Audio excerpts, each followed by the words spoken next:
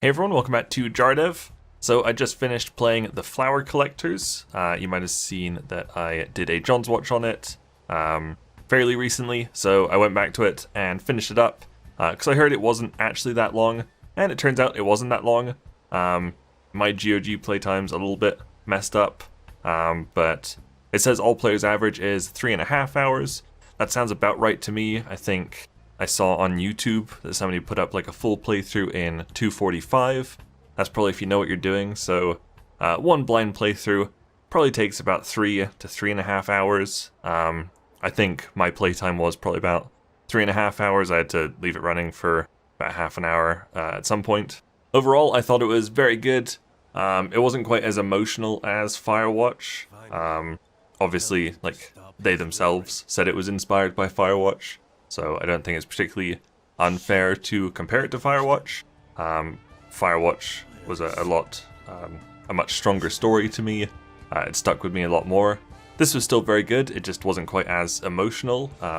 It seemed to play it like fairly safe. There was no like big twists or anything, it was a fairly simple mystery. Very enjoyable, absolutely. So the game is made up of 10 chapters of very varying lengths. And the gameplay is pretty much what you saw in that John's Watch video.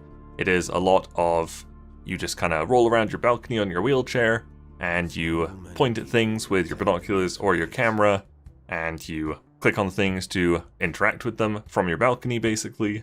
I thought it was very fun, very unique to have like such a fixed camera location, especially, again, if you compare it to like Firewatch, where the map is pretty open, you can wander all over the park in Firewatch. And I thought this was really unique that they managed to tell like a full story, sort of lots of different stories as well. There's lots of little side stories going on, all from literally just your apartment and the balcony. In fact, the number one thing I was thinking when I was playing it was, I would love to see an episode of Boundary Break on this game. I don't think She Says will do one, because it's probably like a little bit niche. He likes to cover the games that he knows are going to get views. Don't blame him for that at all. But I think it would be so cool to see like what kind of tricks they pull with this game, like with characters disappearing off screen. You know, are they like animated running to get to your house? I assume probably not. Do they like slide around and stuff? I'd love to see like how big the map actually is.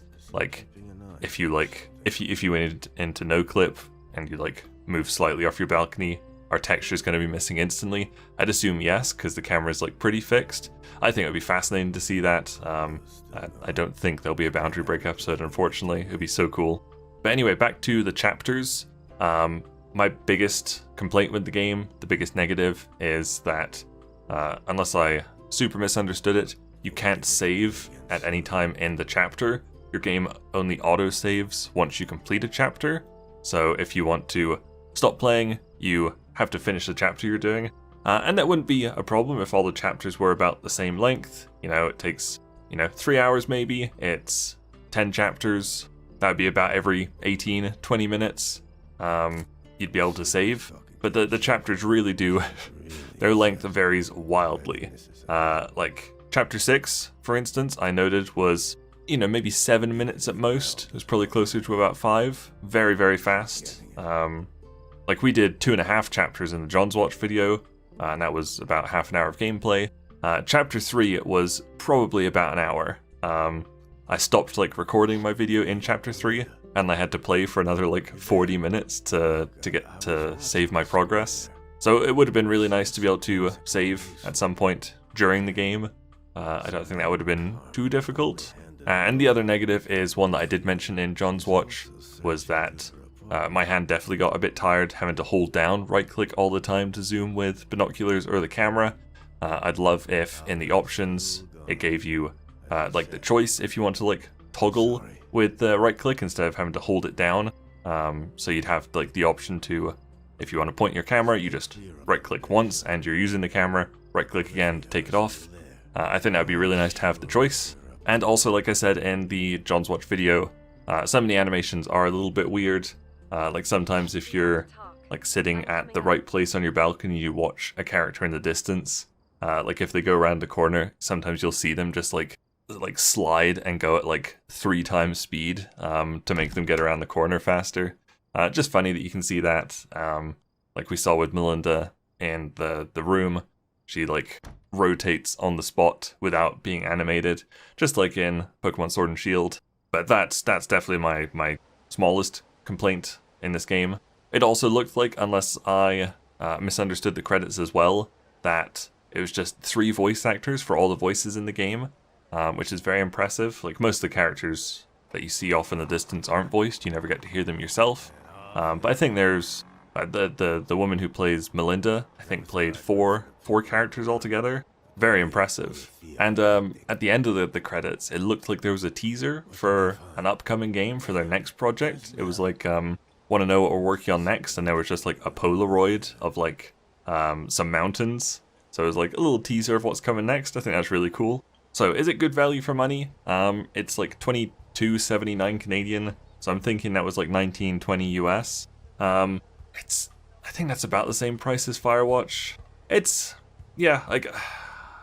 really hard to say, honestly. The art style is very high quality. Like I said, the animations could be better. The story's fairly safe, fairly simple. I really can't say one way or the other whether I think it's worth the money. I think that's got to be up to individual people themselves. I've said how much time I spent with it, about 3.5 hours. I did miss, I think, 4 achievements in my playthrough.